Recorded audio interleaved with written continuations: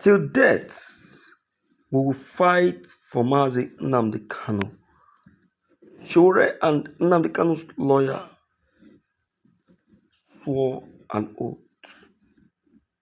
never to depart from this battle, even if they die fighting. Yes, yes. I love this. I love this. I love this. Omoyele Shure, yes, has gone live at this point to make it clear to those who think that he's quitting this very challenge. He said, "Look, this is the um, this is the end of it." He said, "I will not quit this battle."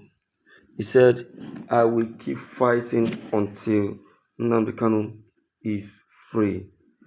In fact, you really need to pay attention to Omoyele Shure because this guy, he talk finish, he not send anybody.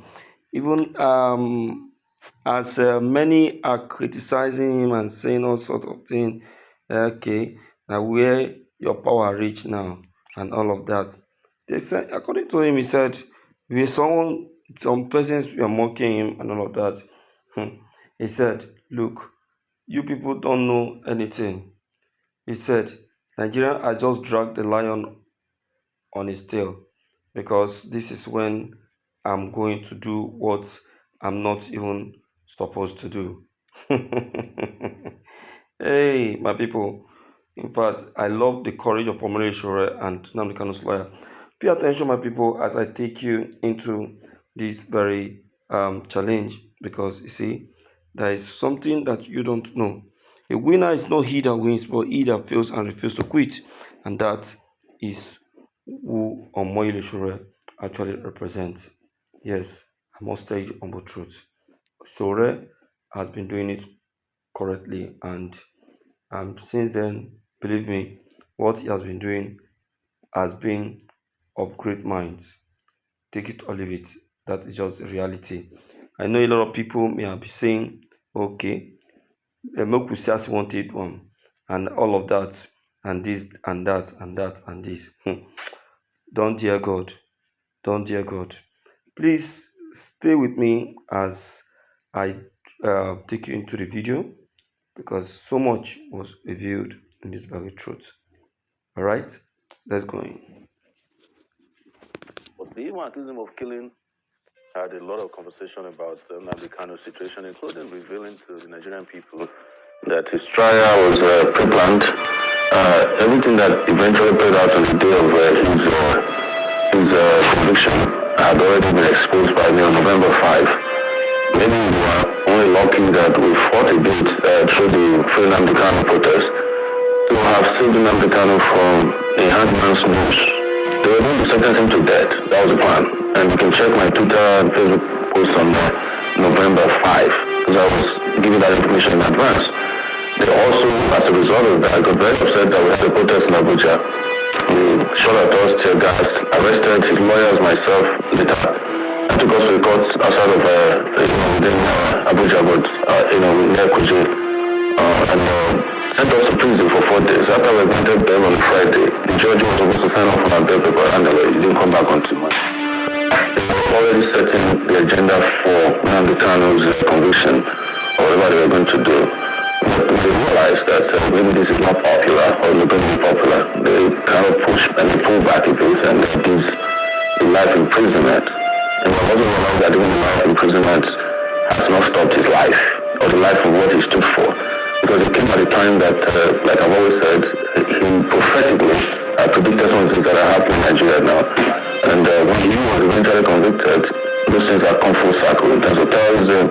They checked activities of the people we call terrorists or bandits who have been given preferential treatments in Nigeria over time. They always have the right, they can drive around in their convoys with vehicles seized from the Nigerian army. One of them wore a uniform of a police commissioner, and as assistant police commissioner he killed. He wore his uniform to town. They were carrying their magazines and their heavy-duty weapons and ammunition and addressing press conferences. I insist that till date, The only evidence that was adduced against Nnamdi Kanu in this is trial, the whole trial, was that they had a microphone and had a radio transmitter and his own both top and bottom that he found in a hotel. Every other evidence the claim was against him were things that were circumstantial. Oh, he said that the people should kill police even when he was not in the country. Or he was the one who made NSAS to become what it is. But there are celebrities in Nigeria who claim they started NSAS. I started NSAS in Abuja. And I was one who gathered a lot of people that joined NSAS. Like calling individuals, some celebrities. So if these ones are being celebrated for doing NSAS, why is Nnamdi Kanu being sent to prison for life? Just for speaking on the day of NSAS to say, do this or whatever he said, he said. So everything they accuse him of are things that they had no evidence caused any problem that were these caused. They even accused him of killing Gulag while he was in detention. I know something about being in DSS detention. You have zero access to communication. Even if you do, if you smuggle something and they have a way of monitoring you. So how could somebody like that be sentenced to death? And a terrorist from the Boko Haram commander was sentenced to 20 years in prison. That is why Nigeria is where it is today. Some people in this our animal farm, some animals are superior to others. And until that is addressed, until the justice applies to everybody in Nigeria, you're not going to get peace without justice. That's what so many of us have been saying, whether you like to hear it or not. But I think it has come full circle now. That even those who felt like they can bamboozle whatever, say, oh yeah, it is, he's a bad person. They are not dealing with the real bad people. Unfortunately though, those real bad people have cover. They have immunity. When I travel for vacation, people, Nigerians in diaspora, told me this is how the government is going to be. That the federal government is bent on convicting Nnamdi Kanu by all means. I thought that they were joking. So, but when the thing now played out, I was embarrassed that such a thing is coming from my own jurisdiction, where I'm coming from, as a member of as a lawyer and a member of the legal profession. So I felt embarrassed. But in the other way around, I also expected it based on what I had. But whichever that is the case, it's the judgment of the courts. No matter how stupid the judgment you feel that it is, it must be obeyed. They have convicted him. In fact, of course, you know that Nnamdi Kanu has been persecuted before, which you know, journalists you know, that has been persecuted. He has suffered the highest injustice somebody can suffer in the whole world. You are aware. Because of Nnamdi Kanu, they have turned judiciary upside down. They have turned our criminal jurisprudence upside down. It is the case of Nnamdi Kanu that somebody was kidnapped from a foreign country back to Nigeria without following the law, and nobody said anything about it. It's the case of Nnamdi Kanu, we are court of appeal. I'm not talking about customary court, I'm not talking about court. Customary court of appeal, second to the highest court, gave an order after having the judgment and the discharge Nnamdi Kanu, and the ordered that on no condition should anybody try him because of the extraordinary rendition.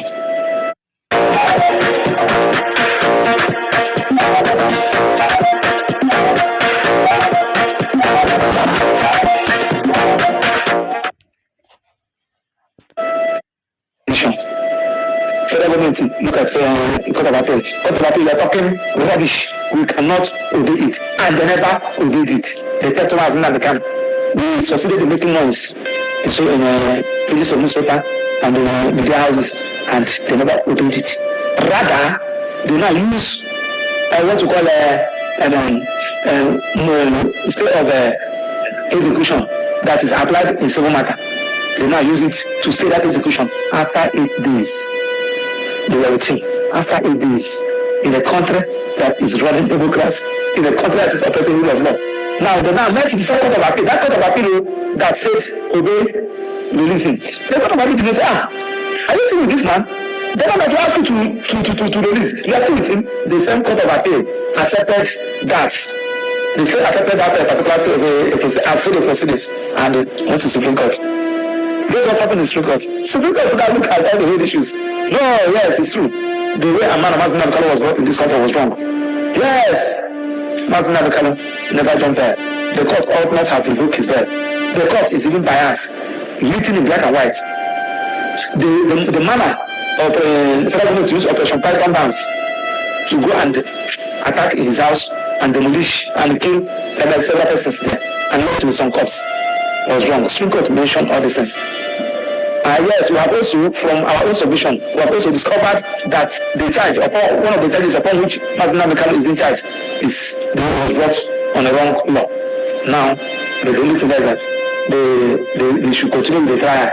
Whatever objection you people have, the defendant, Nnamdi Kanu, whatever objection you people have, you can raise it at the court. But what do you call it? Before prosecution, go and amend that particular count charge to reflect in the correct law, so that the trial should continue. I don't know whether you know what I'm saying. These are the orders of the Court of Appeal. You know what they did? The federal government only choose only one. You know the one they choose? The one of continuing the trial. They refuse to amend the law. Yes. Let me first take this. I'm not here to find ethnic differences. But I have said, and I will state here, that Nigeria has a legal problem. And this, of course, emanated historically from the Civil War, where we claim that there was no vanquished and no victor. But ultimately, there was a vanquished person. If you had 10 million naira before the war, you are giving 20 naira after the war. You had no vanquished. It is said to me you cannot be promoted in the army because you can't be trusted. You had no vanquished. If you cannot get promoted within the civil service because you can't be trusted, you are the one vanquished. To come to your question, I mean, just to say that anybody who says that the human is not treated differently is just lying. That's the truth. All of us know this. That's a big elephant in the room. And that is what I said earlier when I said, well, there's a Boko Haram guy who has been killing, beheading people, and he was sentenced to 20 years. And the guy who uses the microphone and the radio transmitter is sent to prison for life because of sentencing to death if something hadn't taken place. Now, to go to your question about the issue of how the regional power brokers behaved, I was in the midst of it. I was only calling them off for protest, and I knew what I went through in the hands of the governors, House of Rep members, senators in the Southeast. They all flatly and vehemently, without speaking, refused to encourage their people to participate in anything that could peacefully. It was a peaceful protest plan. So who did we rely on? We relied on those in the markets to close down their markets. But the majority, including the deputy speaker, he came out shamelessly asking that the Igbos should sit at home and it should show that you are cowards. There's no cowardice in peaceful protest. The reason is that they believe that Nnamdi is too powerful politically, and that if he's released, he will have some impact on their political influence and popularity in the zone. They know that they are not popular, but they have all relied on the center to get whatever they want, to keep control over the southeastern political people. And we know that they're running out of time. If Nnamdi Kanu is released, that will not continue. We no longer enjoy what they enjoy now. Whatever it is, whether it is fake or real popularity or power, they will lose it. They know it. Because I will note to you today that one of the biggest issues with the Nigerian state and Nnamdi Kanu is that they couldn't get him to promise that he will renounce his agitation for Biafra. That's the biggest problem. That was his main crime. He said if he even proposed to me that I should go tell him to enter his defense, and if he enters his defense, then if they release him, he should promise that he will form a political party and participate in politics. And if he can do that, they will have no problem with him. He said, no, I want the Biafran, I want my vision to be different from Nigeria, because Nigeria cannot support our aspiration for greatness. Now, my caveat is that I am opposed to breaking up Nigeria. I'm a Pan-Africanist. But I have read and known that it is not a crime for people to seek self-determination. So, giving up you guys were talking about, but I called all of them, I called all the governors, at least I know Soludo. I used to be able to reach him. I mentioned here that the governor of his state, Abia, was called me as a reporter. So I called a lot of them. No one of them picked my call. No one has called me back because what we want is not what they want. They want what they call the political solution. The political solution is that you jail him first and then we beg you to free him on certain conditions. So that tag of ex-convict, they wanted it badly. All of them are agreed on that. The question is, how do you release him? You can tell when they release him. They don't plan to release him because of his refusal to endorse their political agenda in the Southeast. That is the problem. They don't want to hear his name. But the people of the Southeast, the regular people, are in love with him. And we've seen that with what happened in protests, how markets were closed across the country without a whip now. And they still are going to fight to ensure that Nnamdi Kanu is free. I will still fight to ensure that Nnamdi Kanu is free from this unjust incarceration into which he's been thrown. And don't forget, and I'll say this in closing, that this is the same way Enzaroa was treated in 1995, this 2025. I guess every 20 years, or is it every 30 years, Nigeria is a victim, either in prison or in jail time. And guess what? It happened in November 2025. Enzaroa was November 1995. 30 years later, the country hasn't learned its lessons. So when the government was rich, I printed it. So I went to do SSS on that fateful Friday to go and give it to him. So on getting to that place, they said, he was no longer there. That DSS at the Port Road, that he was moved out of that place this ceremony. I said to where? They said I should go to headquarters. And I contacted other lawyers and his brothers. I said, Maz is no longer here. I don't know where they have taken him to. So they directed him to go to headquarters. So they said, okay, am I going to headquarters? And I said, okay, should we be there? So all of them came. We went to headquarters. So we waited for hours until the deputy director of operations, and the director of legal and some other officers, they called us and said that they have taken him to Sokoto, that they have landed. I said, but you should have notified his family members so that they can have a word of truth before going there. Can't take him there. At least somebody who's going to prison should be able to get himself arranged, especially he's on a special diet because of his health. His drug, the what I wanted to do for him that day. So that's a life out bad, and I express it there. All right, fellow Nigerians, that is just that. I must tell you that what is being played right now is exactly what everyone is expecting. They heard Nnamdi Kanu's lawyer say it, that he himself was surprised. He himself was surprised that even the people of the southeast already have predicted the judgment of Nnamdi Kanu. Yes, but he, as a lawyer, was still having confidence that no, this is what is going to happen. They can never convict him. My lover of freedom, there is nothing impossible. You see this Nigeria, they can turn black to white, turn white to black. That is what they have cooked at. Yes, seeing impossibility to be, seeing illegality to be legal. Let's share this video and let everyone see this very evil method of Nnamdi Kanu, and also the way forward that has just been detected by the lawyers and Omoyele Sowore. Thank you.